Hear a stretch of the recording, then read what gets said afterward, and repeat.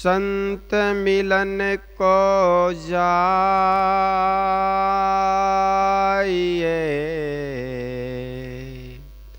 तज माया अभिमान। जो जो पग आगे धरे,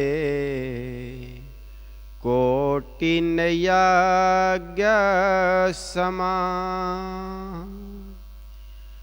जब संत मिलन हो जाए, तेरी वाणी हरि गुण गाए। तब इतना समझ लेना, अब हरि से मिलन होगा। जब संत मिलन हो जाए, तेरी वाणी हरि गुण गाए। तब इतना समझ लेना, अब हरि से मिलन होगा। नहीं क्रोध किसी पे आए, सब में तो हरि नजर आए। नहीं क्रोध किसी पे आए, सब में तो हरि नजर आए। तब इतना समझ लेना, अब हरि से मिलन होगा। जब संत मिलन हो जाए, तेरी वाणी हरि गुण गाए। तब इतना समझ लेना, अब हरि से मिलन होगा। आँखों में आंसू आए, मन दर्शन को ललचाए। आँखों में आंसू आए, मन दर्शन को ललचाए। कोई और नजर नहीं आए, तब इतना समझ लेना, अब हरि से मिलन होगा। जब संत मिलन हो जाए, तेरी वाणी हरि गुण गाए। तब इतना समझ लेना, अब हरि से मिलन होगा। पल पल में हरि याद आए, कोई दूजा ना मन भावे। पल पल में हरि याद आए, कोई दूजा मन ना भावे। तब इतना समझ लेना, अब हरि से मिलन होगा।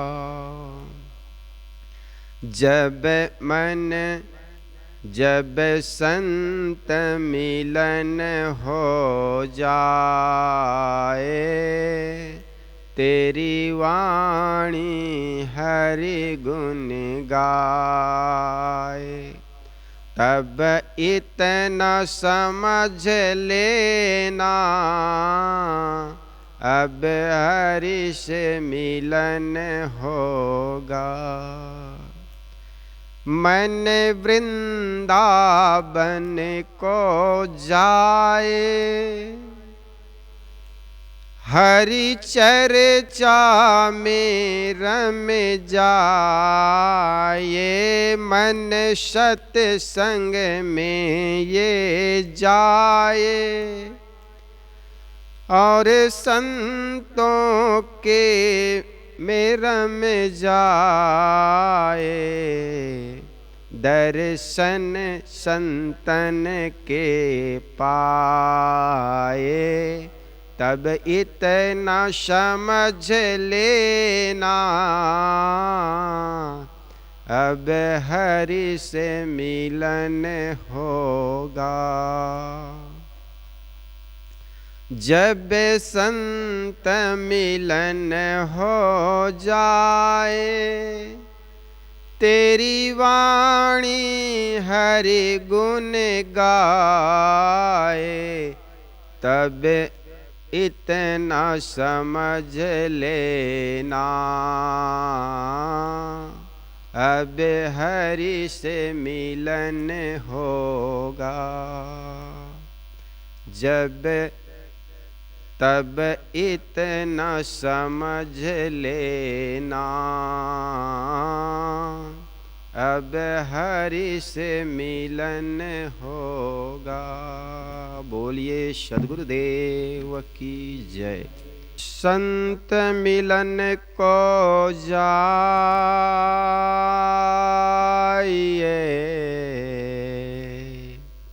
तज माया अभिमान। जो जो पग आगे धरे, कोटिन यज्ञ समान। जब संत मिलन हो जाए, तेरी वाणी हरि गुण गाए। तब इतना समझ लेना, अब हरि से मिलन होगा। जब संत मिलन हो जाए, तेरी वाणी हरि गुण गाए। तब इतना समझ लेना, अब हरि से मिलन होगा। नहीं क्रोध किसी पे आए, सब में तो हरि नजर आए। नहीं क्रोध किसी पे आए, सब में तो हरि नजर आए। तब इतना समझ लेना, अब हरि से मिलन होगा। जब संत मिलन हो जाए, तेरी वाणी हरि गुण गाए। तब इतना समझ लेना, अब हरि से मिलन होगा। आँखों में आंसू आए, मन दर्शन को ललचाए। आँखों में आंसू आए, मन दर्शन को ललचाए। कोई और नजर नहीं आए, तब इतना समझ लेना, अब हरि से मिलन होगा। जब संत मिलन हो जाए, तेरी वाणी हरि गुण गाए। तब इतना समझ लेना, अब हरि से मिलन होगा।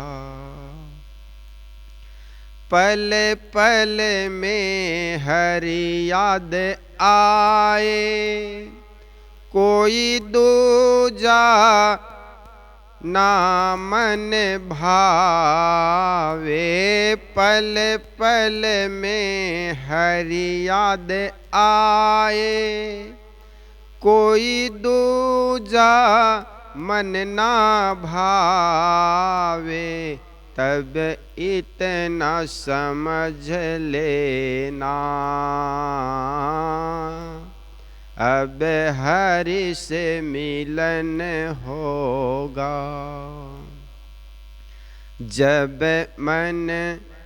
जब संत मिलन हो जाए, तेरी वाणी हरि गुण गाए।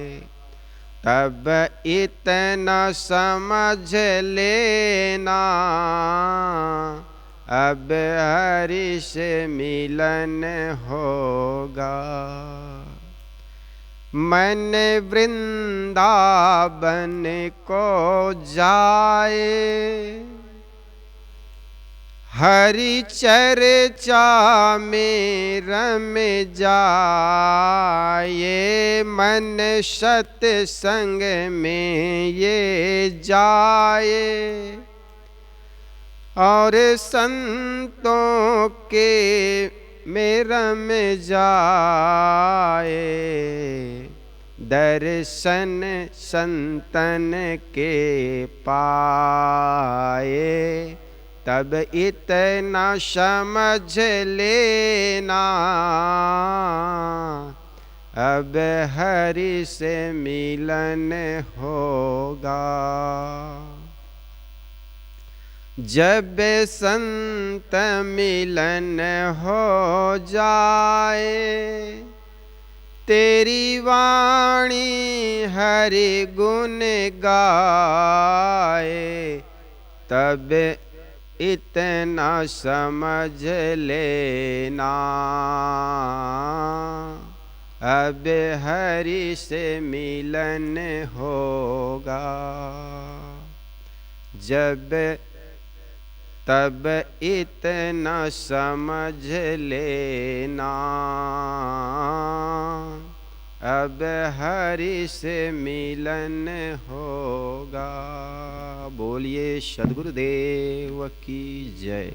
संत मिलन को जाइए,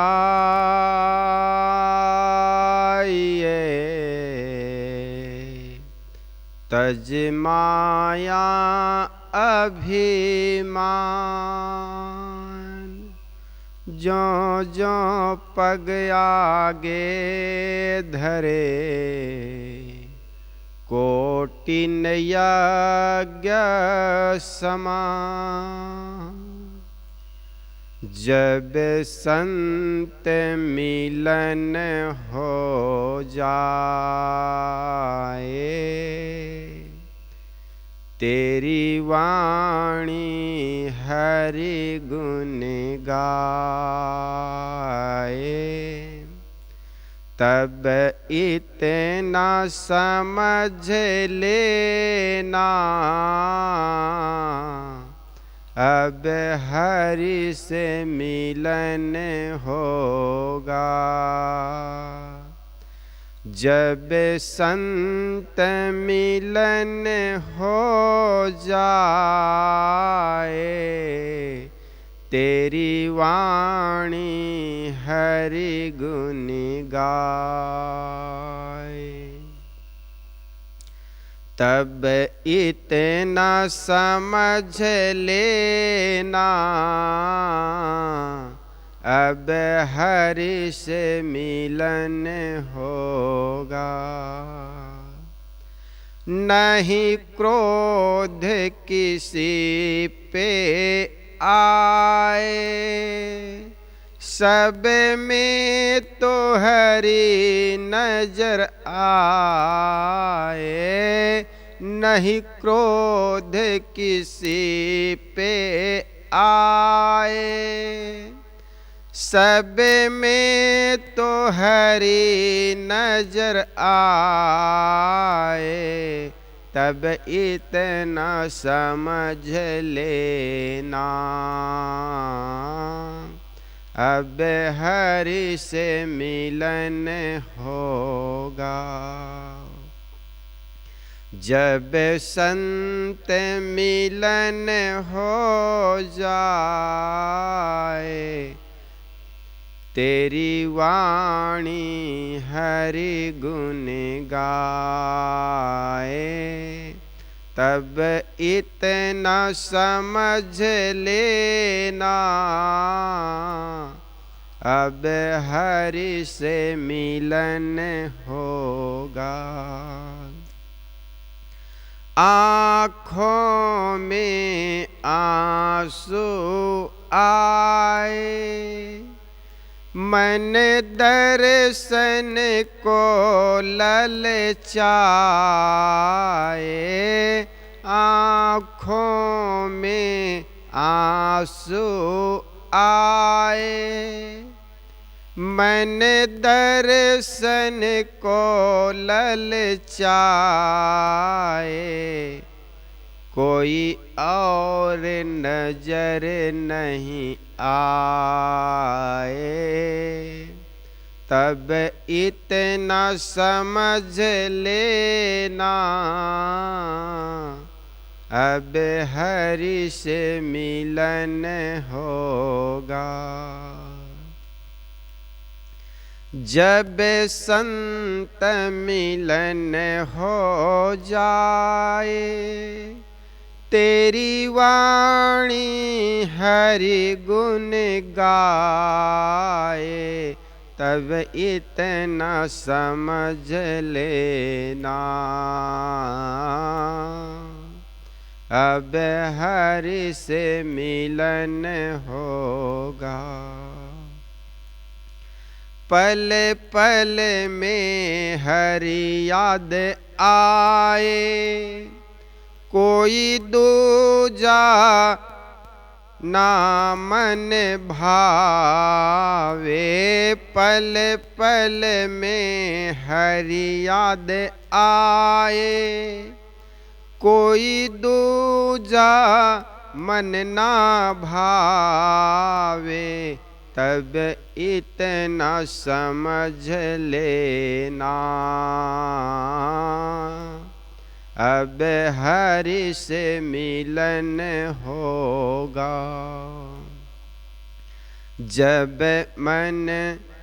जब संत मिलन हो जाए, तेरी वाणी हरि गुण गाए। तब इतना समझ लेना अब हरि से मिलन होगा।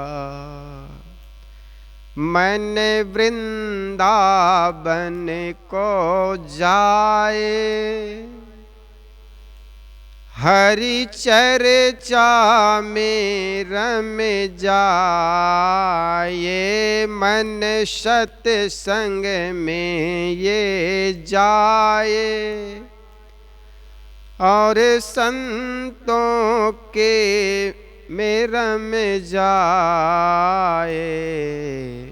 दर्शन संतन के पाए, तब इतना समझ लेना अब हरि से मिलन होगा। जब संत मिलन हो जाए, तेरी वाणी हरि गुण गाए। तब इतना समझ लेना अब हरि से मिलन होगा। तब इतना समझ लेना अब हरि से मिलन होगा। बोलिए सद्गुरुदेव की जय। संत मिलन को जाइए,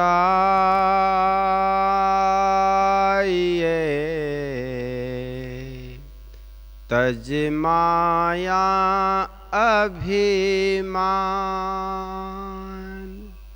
जो जो पग आगे धरे,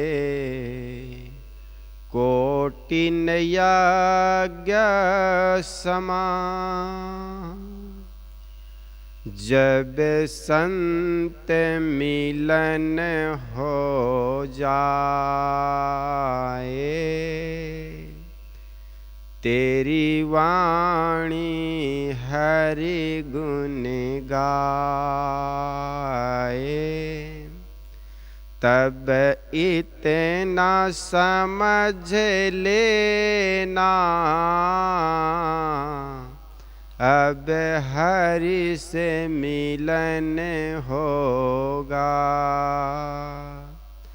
जब संत मिलन हो जाए, तेरी वाणी हरि गुण गाए। तब इतना समझ लेना अब हरि से मिलन होगा। नहीं क्रोध किसी पे आए, सब में तो हरि नजर आए। नहीं क्रोध किसी पे आए, सब में तो हरि नजर आए।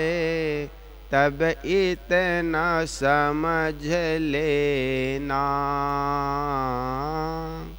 अब हरि से मिलन होगा। जब संत मिलन हो जाए, तेरी वाणी हरि गुण गाए। तब इतना समझ लेना अब हरि से मिलन होगा। आँखों में आंसू आए, मन दर्शन को ललचाए, आँखों में आंसू आए। मन दर्शन को ललचाए, कोई और नजर नहीं आए। तब इतना समझ लेना, अब हरि से मिलन होगा। जब संत मिलन हो जाए, तेरी वाणी हरि गुण गाए, तब इतना समझ लेना, अब हरि से मिलन होगा। पल पल में हरि याद आए, कोई दूजा ना मन भावे। पल पल में हरि याद आए, कोई दूजा मन ना भावे। तब इतना समझ लेना, अब हरि से मिलन होगा।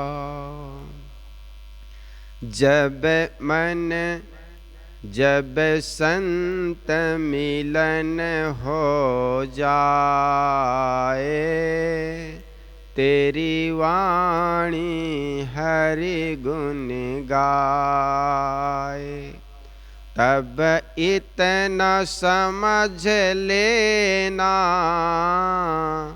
अब हरि से मिलन होगा। मन वृंदावन को जाए, हरि चर्चा में रम जाए। मन सत्संग में ये जाए, और संतों के में रम जाए।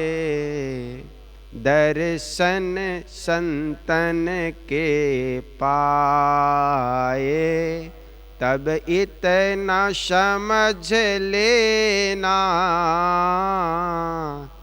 अब हरि से मिलन होगा।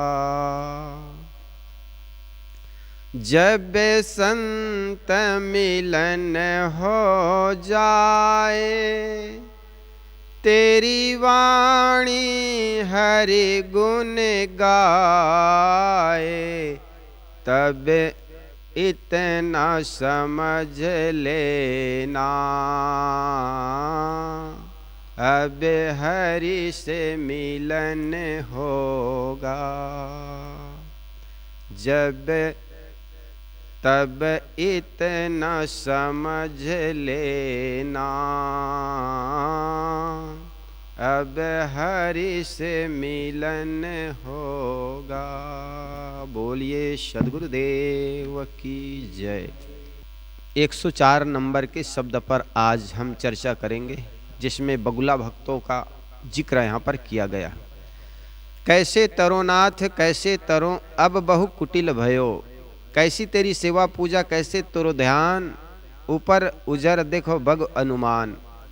भाव तो भुजंग देखो अति विविचारी, सुरति सचान तेरी मति तो मंजारी। अति रे विरोधी देखो अति रे सयाना, छाँव दर्शन देखो भेष लपटाना। कहें कबीर सुनो नरबंदा, डाइन डिम्ब शकल जग खंदा। सदगुरु कबीर यहाँ पर किस प्रकार के व्यक्ति वस्त्र धारण करके बनावटी वेश में साधु का बन जाता, लेकिन अंदर तो बगुला ही पन रहता। इसका चर्चा करते हुए साहब यहाँ पर सुंदर अपनी बात करते हैं। कैसे तरो नाथ कैसे तरो, अब बहु कुटिल भयो। हे नाथ, हे स्वामी, यहाँ पर साहेब मानो मनुष्य को संबोधित करते हुए कह रहा होगा, हे स्वामियों, तुम लोगों का उद्धार कैसे होगा? क्योंकि संत वेश में भी उस समय बड़े व्यभिचारी लोग आ गए थे, जिन्होंने मन इंद्रियों के तो गुलाम थे और भोग और योग को दोनों मानते थे। और उन लोगों की ऐसी धारणा थी, बोहोगे युक्ति सदा सन्यासी। नाथपंथियों का नाथ जो शब्द है वो नाथपंथियों में लगाए जाते हैं। जैसे हमारे यहाँ साहेब लगाए जाते हैं, जैसे आदित्यनाथ लगाए जाते हैं, और संप्रदाय में महाराज लगाए जाते हैं, किसी संप्रदाय में मुनि लगाए जाते हैं, किसी संप्रदाय में सागर लगाए जाते हैं। इसी प्रकार एक नाथ संप्रदाय है जिसके टाइटल पीछे नाथ जोड़ा जाता है। जैसे अभी उत्तर प्रदेश के मुख्यमंत्री आदित्यनाथ जी है, जो कि गोरखपुर में मंदिर है गोरखनाथ का, उस मंदिर का वे महंत भी है और इस समय मुख्यमंत्री भी है। तो उस समय उत्तरी भारत में नाथपंथियों का बड़ा बोलबाला था और उनकी स्थिति बड़ी खराब थी। वो सबको देख करके साहब कह रहे हैं, हे नाथ, तुम लोगों की अब कुटिलता को देख करके ऐसा लगता है अब तुम्हारा कल्याण कैसा हो पाएगा। कैसे तरो नाथ कैसे तरो, अब बहु कुटिल भयो। क्योंकि अब तो तुम्हारे अंदर में बहुत बड़ा छलावा है, कुटाई भरा हुआ है, कुटिलता भरी हुई है। और जिस व्यक्ति के मन में अगर कुटिलता भरी हुई है, कुटिलता का मतलब मुख कछ और हृदय कछुआना, सपने हूँ काहू मोहि नहीं जाना। सदगुरु कबीर तो बात बात पर अपना कील ठोंकते हैं ना। साहब कहते जिस व्यक्ति के मुख में कुछ और हो, बोलता कुछ और है, हृदय में कुछ और रखता हो, भला उस आदमी को मैं कैसे मिल सकता हूँ। और इसी बात को गोस्वामी तुलसीदास जी महाराज राम के मुख से कहते, निर्मल मन सो मोहे भावा, मोहे कपट छल छिद्र न पावा। जो व्यक्ति मुख में कुछ और रखता हो, बोलता कुछ और हो, हृदय उनका कुछ और हो, उस व्यक्ति को मैं मिल नहीं पाता हूँ। अर्थात प्रभु का विराजमान तो वही व्यक्ति के अंदर हो सकता है जिस व्यक्ति के अंदर में निर्मलता हो, सज्जनता हो, सरलता हो, पवित्रता हो और सत्यता हो। और इसी बात को सदगुरु कबीर ने कहा, सांच बराबर तप नहीं, झूठ बराबर पाप, जाके हृदय सांच है ताके हृदय आप। है ना। जिस व्यक्ति के जीवन में सत्यता आ गई वही तो परमात्मा का हो गए, वही तो संत हो गए, वही तो सज्जन है, वही तो सबके हित चिंतक है। साहब कहते हैं अगर आपके अंदर कुटिलता है तो आपका कल्याण कैसे होगा। कैसी तेरी सेवा पूजा कैसो तेरो ध्यान, ऊपर उजर देखो बग अनुमान। तुम्हारी सारी सेवा पूजा जो है तो ध्यान है वो तो वैसा ही है जख से बगुला, ऊपर उजर देखो बग अनुमान। साहब उदाहरण देने में भी कितने माहिर हैं। ऊपर उजर देखो, ऊपर तो उजले हो और सेवा पूजा करते हो, बड़े तिलक लगाए हो, चोटी रखे हो। साहब कहते ऊपर से तो तुम बहुत बड़े पुजारी बनते हो, लेकिन ये पूजा कैसे, ये ध्यान और साधना कैसे। ऊपर तो हंस की तरह उजले हो लेकिन अंदर से काला भरा हुआ है, अंदर से बगुला के समान। बगुला देखो एक पैर उठा करके तालाब के किनारे बैठा रहता है, उनको देखने से अच्छे अच्छे लोग मात खा जाता है, उनको लगता है ये बड़ी ध्यानी है ना, पुजारी है। और एक पैर उठा करके वो ध्यान कर रहा है, किस लिए कर रहा है, उस शिकार को पकड़ने के लिए। इसी प्रकार मंदिर हो या मस्जिद हो, पंडित हो या मुल्ला हो, उनका सारा ध्यान धन पर होता है, अर्थ पर होता है। जिस व्यक्ति ने अर्थ अधिक दान किया उनकी अच्छी सेवा पूजा हो जाती है, उनकी मान बढ़ाई हो जाती है, उनका नाम रोशन हो जाता है। लेकिन जिन्होंने अर्थ की खर्चा कम की तो उनके प्रति उनके मन में अच्छा भाव नहीं होता। तो जो सारा उनका ध्यान है, सारा उनकी पूजा है, सारा उनका और कुछ कर्मकांड है, वो सब किसके लिए, केवल अर्थ के लिए। आप जाएंगे तो आपको कहेगा भगवान पर विश्वास कीजिए, राम पर विश्वास कीजिए, कृष्ण पर विश्वास कीजिए, कबीर पर विश्वास कीजिए। लेकिन वो सारा अपना बारी जब आती है तब आपसे ही मांगता है? मंदिर में बैठे भगवान पर भी उनको विश्वास नहीं, इसलिए तो है मंदिर से जब जाता है तो दान पात्र रखा हुआ है तो ताला लगा के जाता है। अब भगवान हर समय जागते तो नहीं रहेंगे, तो उनको लगता है भगवान हमारे जैसे भी सो जाते होंगे, फिर चोर उठा कर ले जाएगा, इसलिए वो दान पात्र में ताला लगाए रहते, साथ साथ वो मंदिर के दरवाजे पर भी ताला लगाता, क्योंकि भगवान पर भी तो उनको भरोसा नहीं। भले आपको भले विश्वास दिलाते हैं कि भगवान पर विश्वास करो, हे भाई विश्वासम फलदायकम, विश्वास कीजिए आपका दुख दर्द हो जाएगा, अमुक पूजा कीजिए, अमुक कर्मकांड कीजिए। हमने कल जिक्र कर रहे थे ना, भारतीय विचारधारा में दो परंपरा है, एक ब्राह्मण परंपरा, दूसरा श्रवण परंपरा। तो ब्राह्मण परंपरा में जो भी समस्याओं का हल बताया जाता है वो कर्मकांड से, पूजा पूजना से, नाम जाप से, तीर्थ व्रत से और दान पुण्य से ही किया जाता है।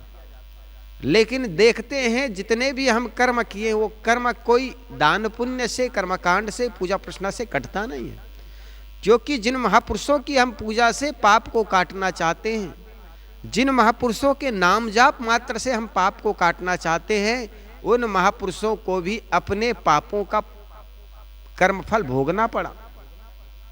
अपने किए हुए अगर पाप हो गया है, अनजाने अनजाने में निर्दोष प्राणी पर अगर कोई हथियार चला दिए, तो उन भगवान को भी इस प्रकार के अगर छल किया तो उनको भोगना पड़ा, है ना।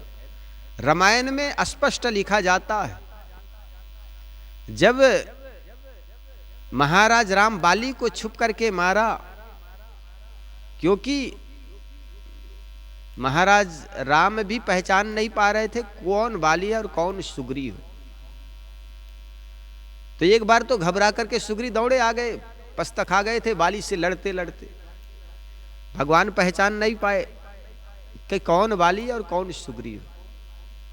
तो जब पस्त खा गए, खूब मार पड़ा, तो सुग्रीव तो रण छोड़ करके भागे भगवान के पास और भगवान से शिकायत करने लगे महाराज राम से कि भगवान आप भी कैसे, अरे मेरे को इतना पड़ा है, अब तो मेरे से आपसे उम्मीद भी हटने लग गई। महाराज राम ने कहा भाई विश्वास रखो थोड़ा, मुझे पहचानने में भूल हो गई, तुम दोनों भाई एक जैसे लगते हो, अब करो कि ये हार पहन लो, तुम हार पहन लोगे तो मैं जान जाऊंगा तुम सुग्रीव हो, वो बाली है, बाली को मारना है। और दीवार झाड़ के आड़ से मारे।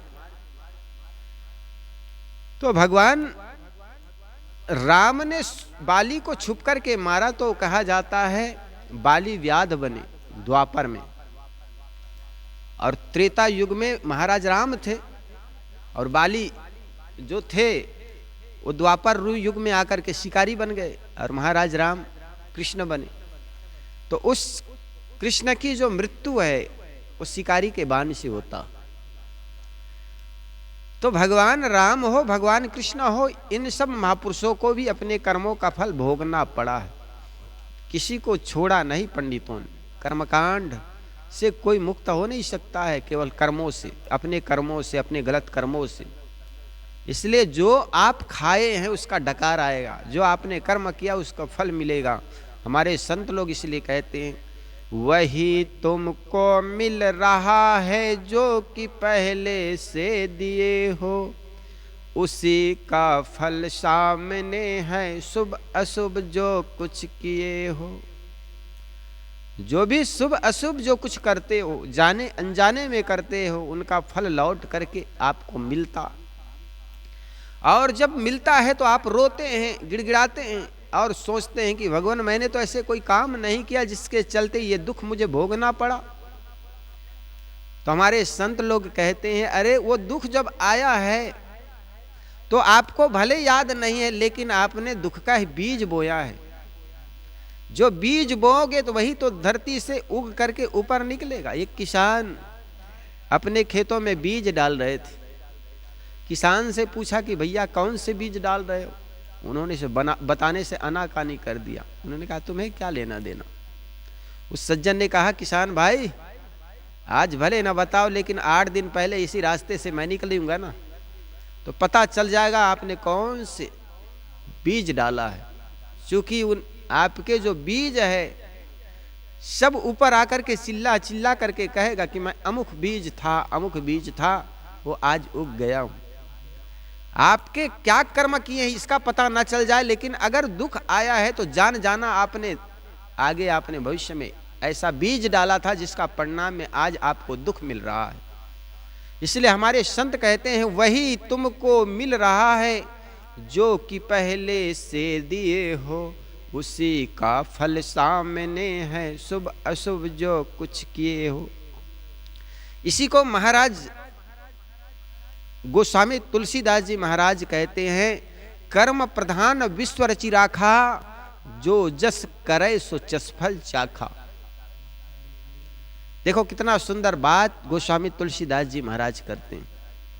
लेकिन गोस्वामी तुलसीदास जी महाराज कहीं पर मिलीजुली सरकार वाली बात करते हैं। ऐसा लगता है वे संत कम और राजनीति ज्यादा, क्योंकि राजनीतिक व्यक्ति हर व्यक्ति को राजी करना चाहता।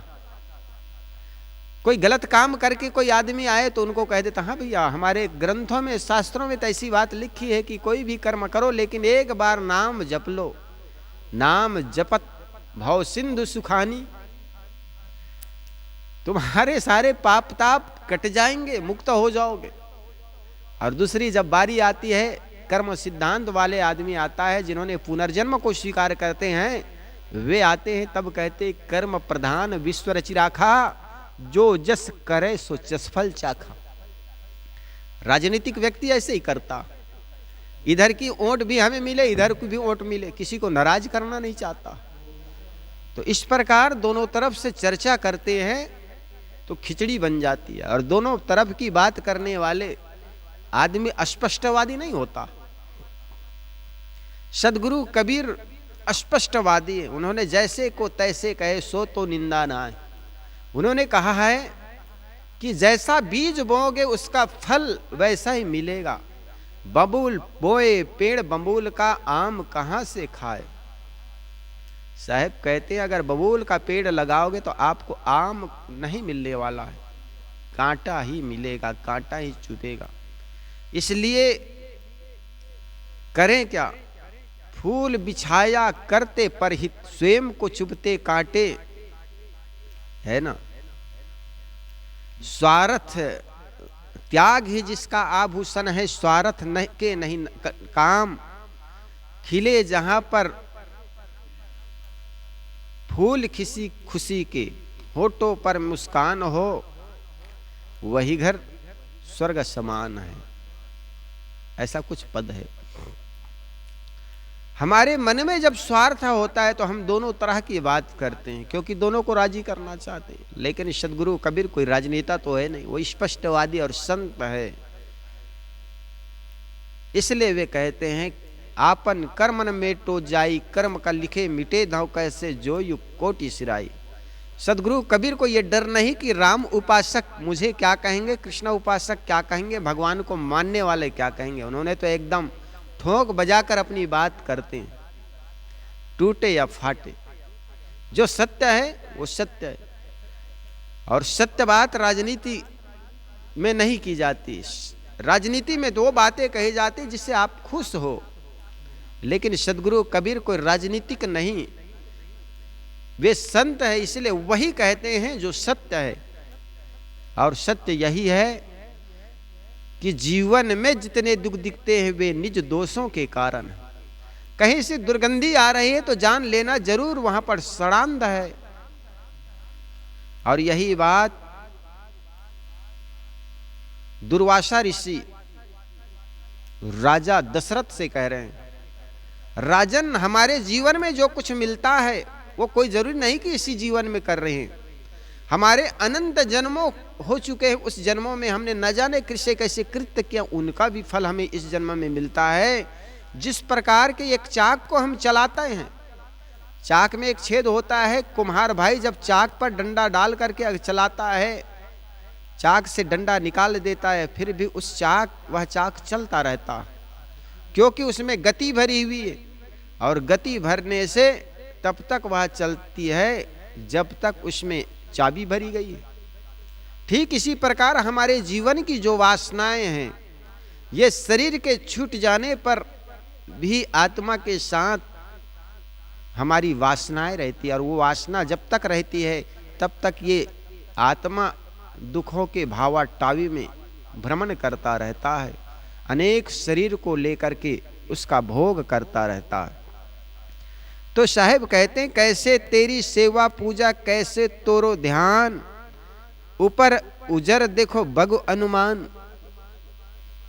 तुम्हारी जो सेवा पूजा है इसमें मुझे संदेह है, चूंकि तुम्हारा जो कर्म है, कृत्य है, वो तो वासनाओं से भरी हुई है।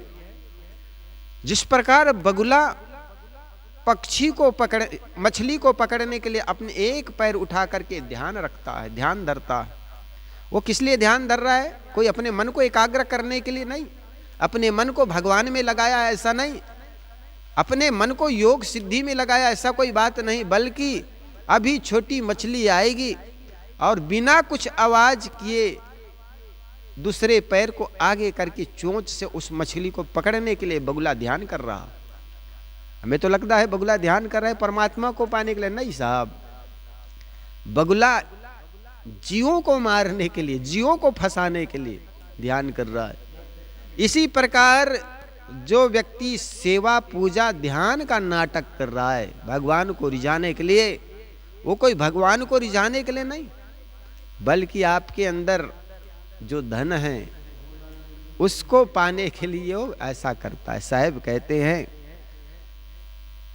कैसे तेरी सेवा पूजा कैसे तेरो ध्यान, ऊपर उजर देखो बगु अनुमान।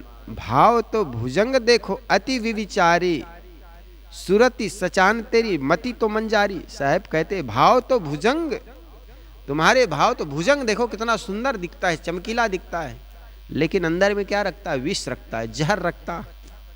इसी प्रकार तुम्हारे जो स्वभाव है तो सर्प की तरह सुंदर दिख रहा है, लेकिन अंदर तो विविचारी, व्यभिचारपन भरा हुआ है। व्यभिचार कहते हैं गलत दृष्टि किसी के प्रति रखे, उसको व्यभिचारी कहते हैं। साहेब ये सब बातों को बड़े अच्छे स्पष्ट करते हुए कहा, कैसी तेरी सेवा पूजा कैसे तेरो ध्यान। सेवा तथा पूजा में कर्म तथा उपासना के क्षेत्र आते हैं, तथा ध्यान में ज्ञान का क्षेत्र आता है। कर्मकांडी तथा उपासक लोग अनेक कल्पित देवी देवता तथा ईश्वर मानी गई मूर्तियों की सेवा करते हैं। वे उन्हें सुलाते हैं, जगाते हैं, नहलाते हैं, खिलाते हैं, पिलाते हैं, पंखा करते हैं, आग तपाते हैं, फूल माला एवं नाना वस्तुएं चढ़ाते हैं, वंदना तथा आरती करते हुए इस प्रकार सेवा पूजा में लगे रहते हैं। यद्यपि पूजा सेवा के उक्त सारे अवलंबन काल्पनिक है। इसलिए तो हमारे कुछ संत लोग कहते हैं ना, जिस मंदिर में आप पूजा चढ़ा करके पूजा करने जाते हैं उस मंदिर में आप चढ़ावा चढ़ाते हैं, और जिस दिन से आपने चढ़ावा चढ़ाना बंद कर दिए फिर बहुत बड़ा चमत्कार होगा कि पंडित भी झोला उठा करके उस मंदिर से चला जाएगा। क्यों? पूजा अर्चना इसलिए करते क्योंकि आपसे दान लेना है। मंदिर खूबसूरत बनाता है, और गांव के अंदर ही बनाए जाते हैं मंदिर ताकि लोगों को आने में सहज हो, है ना। तो इस प्रकार जितने भी कर्मकांड है वो सब काल्पनिक है, तथापि कोई केवल चित्त शुद्धि के लिए सच्चे अर्थ में हृदय से करता है तो वह उसका कुछ न कुछ सात्विक मनोरंजन होता है। आलंबन कुछ हो परंतु उनके विषय में उनका दिल सच्चा होता है, किंतु जहाँ हृदय की कपटपूर्ण है वहाँ तो सब कुछ दिखावा के लिए किया जाता है। लोग मुझे धार्मिक कहे, भक्त कहे, उपासक कहे, लोग धन चढ़ावे, इस सब के भाव उनके मन में रहता है कि लोग मुझे पुजारी कहे, उपासक कहे, धार्मिक कहे, ये भाव लेकर के वो पूजा करना जाता है। तो मन में जब स्वार्थ हो, मन में जो वासना हो, तो फिर प्रार्थना कहाँ होगी? प्रार्थना करने के लिए तो वासना को, मन को निर्वासना करनी होती है। प्रार्थना करने के लिए तो मन में निस्वार्थ भाव होना चाहिए, लेकिन आपके मन में ही जब वासना है तो प्रार्थना कहाँ चालू होगी? भक्ति का जो मार्ग है बहुत झीना है, नहीं अचाहना चाहना रे। और हम तो मन में बड़ी बड़ी चाहना रखे रहते हैं, उधर भगवान की आरती भी करते, और हमारी आरती में भी चाहना छुपी हुई है। आप कहेंगे महाराज ऐसे कैसे, तो बताऊं आपको। आइए, मेरे लिखे हुए कोई आरती नहीं, वो आप ही लोगों के लिखी हुई आरती है। ओम जय जगदीश हरे स्वामी, ओम जय जगदीश हरे, धन संपत्ति घर आवे, कष्ट मिटे मन का। किस लिए आरती हो रही? ताकि घर में धन संपत्ति आए। अब बताओ, घर में संपत्ति आए, धन आए, ये स्वार्थ नहीं तो क्या है? ये वासना नहीं तो क्या प्रार्थना है? और इसको तुम प्रार्थना कहोगे, फिर वासना किसको कहोगे? ये चाहना है, और चाहना भर करके जब मन में जाओगे, स्वार्थ से आप मंदिर में जाएंगे, वासना लेकर के जब मंदिर में जाएंगे तो प्रार्थना कहाँ होगी? गोस्वामी तुलसीदास जी, सदगुरु कबीर साहब जी तो कहते हैं, चाह नहीं जही पास में, जिनके पास में चाहना नहीं वह आदमी ही प्रार्थना कर सकता है। भक्ति का मार्ग जीना रे, नहीं अचाहना चाहना रे। सदगुरु कबीर साहब कहते हैं, भक्ति का जो मार्ग है किसी प्रकार की चाहना नहीं है, और मैं कहूं कि अचाह है तो भी अचाह नहीं, क्योंकि अपने मन में इसी प्रकार भक्ति भाव सदा बनी रही। ये तो चाह बनी रहती है ना भक्त के मन में, और भक्त के मन में ये भी चाह ना हो तो कैसा भक्त? हम जिस संत के दर पर जाते हैं, दरबार में जाते हैं, तो उनके पास भी कुछ चाहना लेकर जाते हैं कि भगवान मेरे मन में इसी प्रकार भक्ति भाव बनी रहे आपके चरण शरण में। दरबार में सच्चे सदगुरु के दुख दर्द मिटाए जाते हैं, दुनिया के सताए लोग यहां सीने से लगाए जाते हैं। इसलिए तो कहा जाता है, सदगुरु संतों के चरण शरण को कभी छोड़ना मत। जब मन दुख से भर जाए और कोई रास्ता नजर ना आए, जब सारे दरवाजे बंद हो जाते हैं, फिर भी हिम्मत मत हारिए। जब मन दुख से भर जाए और सारे दरवाजे बंद हो जाए, फिर भी मन से हारिए मत, मन हीनता और खिन्नता से भरिए मत। एक दरवाजा खुला है, वो है सदगुरु के दर पर। वो दर है जहां पर दुख दर्द मिटाए जाते हैं, दुनिया में सताए लोग यहां सीने से लगाए जाते है ना। अब आपके अंदर ऐसा कभी दुख दर्द आ जाए, जब मन पीड़ित हो जाए, गमगीन हो जाए, ऐसा लगे अब संसार से उब गया हूं, एक क्षण बैठ करके अपने चित्त में सदगुरु संतों के फोटो लेकर के, जिसको त्रिकुटी कहते हैं, दोनों आंखों के बीच में सदगुरु की फोटो रखना, उनकी मूर्ति या फोटो को स्मरण करना, और 10-15 मिनट बाद आपको सुंदर रास्ता दिखाई पड़ने लगेगी। यद्यपि यह भी एक कर्मकांड है, लेकिन ऐसे करोगे तो आपका चित्त एकाग्र होगा और कोई ना कोई रास्ता निकलेगा आपकी इस दुख भरे जिंदगी में। इसलिए हमारे मन में किसी प्रकार की कामना ना हो। कामना करता हो, धन संपत्ति की चाहना ना हो, और जहां पर वासना और चाहना नहीं होती वहीं पर प्रार्थना होती है। और जहां पर हम वासना और प्रार्थना कहते हैं, तो वासना वासना होती है, प्रार्थना प्रार्थना होती है। वासना हमारे स्वार्थ से भरा होता है और प्रार्थना स्वार्थ रहित होता है। प्रार्थना में चाहनाएं नहीं होती, वासना में सारी कामनाएं छुपी होती है। इसलिए प्रार्थना जहां होगी वहां वासना तिरोहित हो जाएगी। इसलिए सदगुरु संत हमें बताते हैं, जब जब तुम राम को याद करोगे तो तुम्हारे अंदर की काम वासना है दूर हो जाएगी, और जब जब मन में काम वासना भरी हुई है तो आप राम से दूर हो जाएंगे। इसलिए गोस्वामी तुलसीदास जी महाराज ने बड़ा अच्छा कहा, जहां राम नहीं काम है, जहां काम नहीं राम, तुलसी दोनों न बने रवि रजनी एक ठाम। मंदिर में पुजारी बन करके बैठे हुए हो, लेकिन कामना भरी हुई कि फलाना भगत आएगा, दान करेगा, मुझे धार्मिक कहेगा, मुझे लोग पुजारी कहेंगे, यश कीर्ति मेरी होगी, ये कामना अगर है तो आप राम को प्राप्त नहीं कर पाओगे। इसलिए भक्ति का मार्ग जीना रे, नहीं अचाहना चाहना रे। साहब कहते भाव तो भुजंग देखो, सर्प के समान सुंदर दिखाई पड़ते हो लेकिन अंदर में विष रखते हो।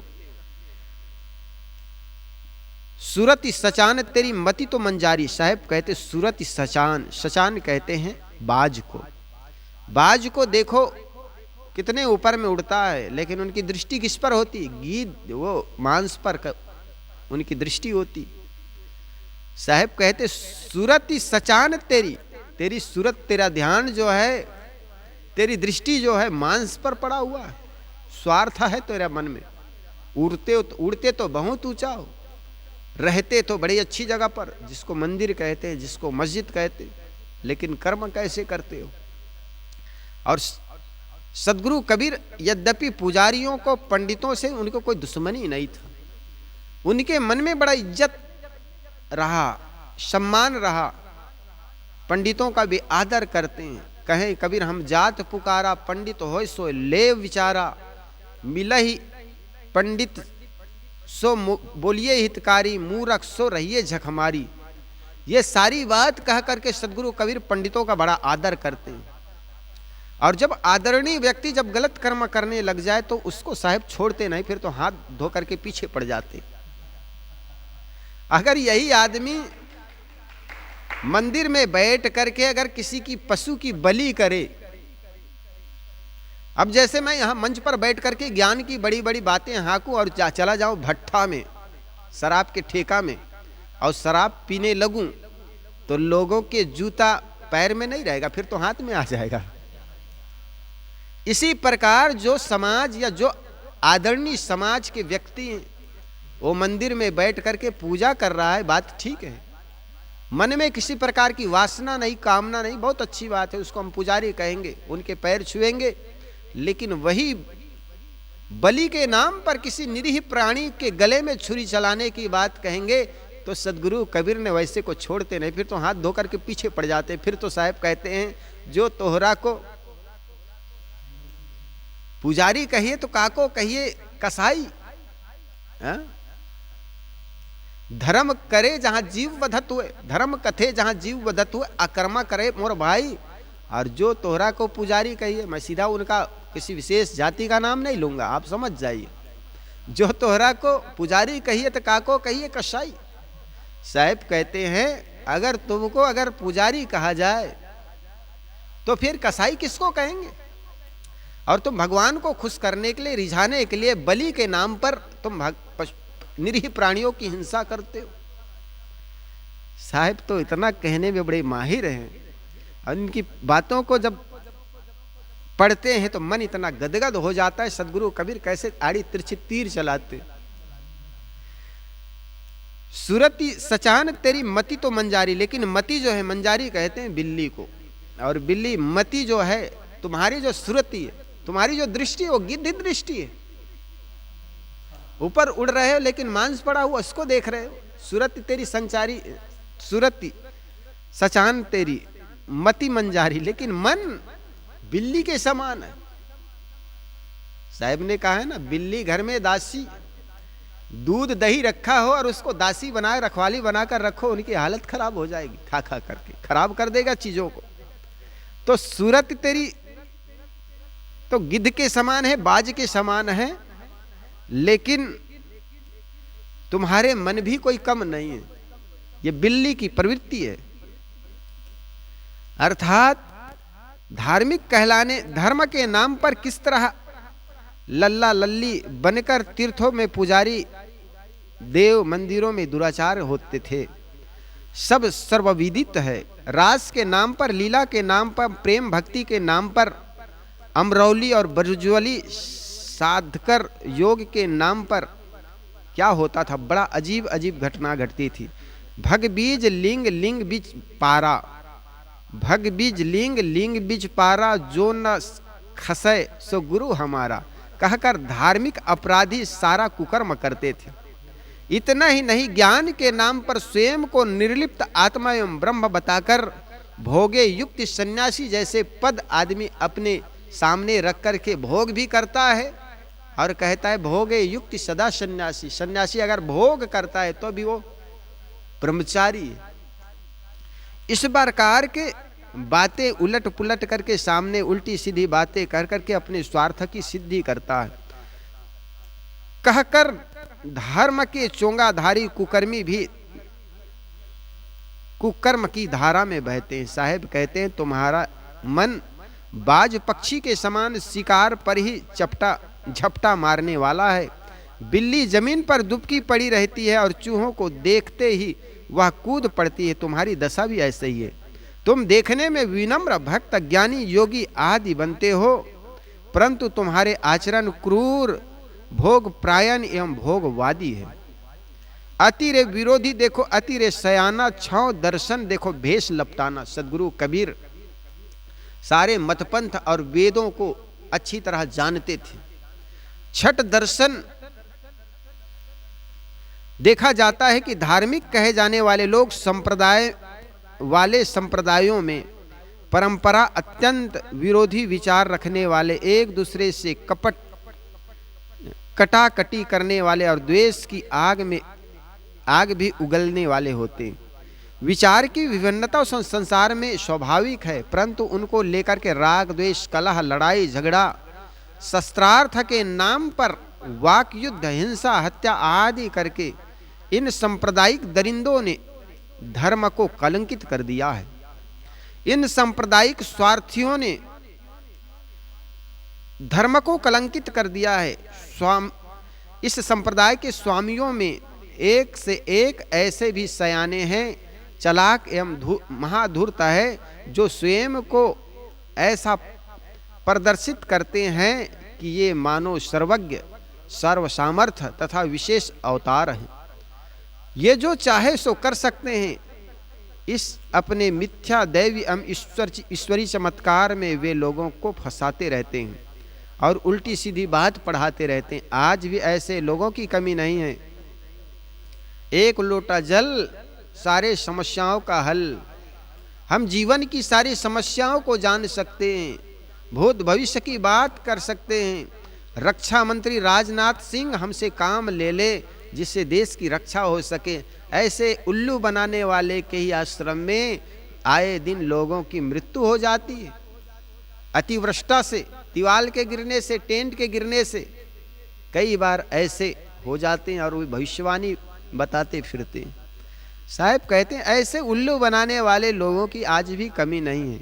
आज भी धार्मिक धूर्तों का एक दल भारत में अवतार बन बैठा है।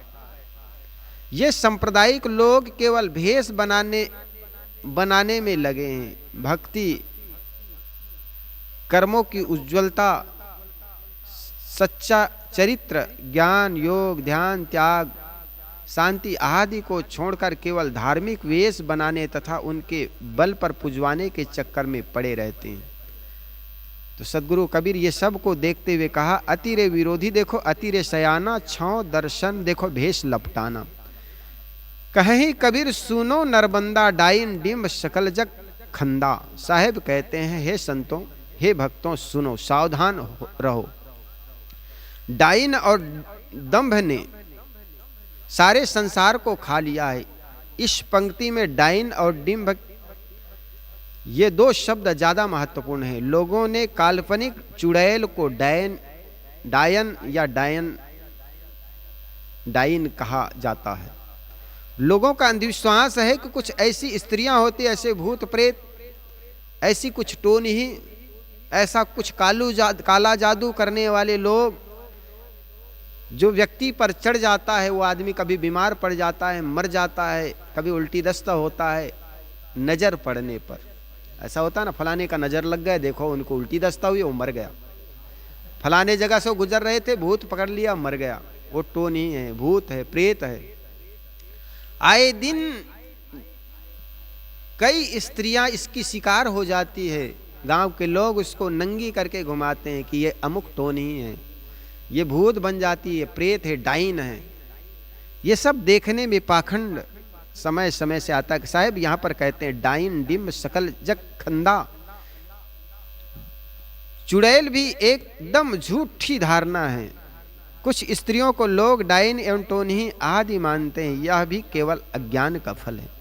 यह कबीर साहब ने तो माया को डायन कहा। माया है संसारिक लिप्सा। संसारिक भोगों की वासना ही माया है। इसको पूर्ण करने के लिए लोग दंभ करते हैं। दंभ कहते हैं दिखावा को, दंभ कहते हैं अहंकार को। यहाँ दंभ अधिक प्रासंगिक है, क्योंकि जो धर्म का चोंगा पहनकर विषयों में डूबे हैं उनका तो प्रतिष्ठा बने रहने का दंभ भी आधार है। ये धर्म एवं वेश का दिखावा करके ही उसकी आड़ में स्वार्थ एवं भोग साधते हैं। साहेब कहते हैं, नरबंदों, हे मनुष्यों एवं भक्तों, इन जैसे स्वामियों से सावधान रहो। जो व्यक्ति स्वयं निष्कपट नहीं, सदाचारी नहीं और अपने सिद्धांतों के लिए सच्चा नहीं, वह स्वयं डूबा है। फिर वह तुम्हारा क्या उद्धार कर सकता है। ऐसे स्वामियों, धार्मिकों एवं उद्धारकों से सदा सावधान रहें। इस प्रकार सद्गुरु कबीर कहते हैं कि ध्यान रहे, सब समय सच्चे संत धर्म परायण लोग रहे हैं। जो जगत में तरन और तारन रूप हैं, उन्होंने स्वयं अपना कल्याण किया और संसार के भी लोगों के कल्याण के लिए प्रेरणा स्रोत रहे। आज जो लोग महापुरुषों की कमी, आज भी ऐसे महापुरुषों की कमी नहीं है। हमें सच्चे दिल से ऐसे महापुरुषों की खोज की जरूरत है, लेकिन हम अपने स्वार्थ में पड़ करके स्वार्थता के चलते हमें स्वार्थी लोग मिल जाते हैं। दुनिया में जैसे चाहते हैं वैसे गुरु हमें मिल जाते हैं। फिर तो ऐसे गुरु जो दान कर दे धोती रुपया, तर चाहे मर, हमें दान कीजिए बस। ऐसे गुरुओं की भी कमी नहीं है।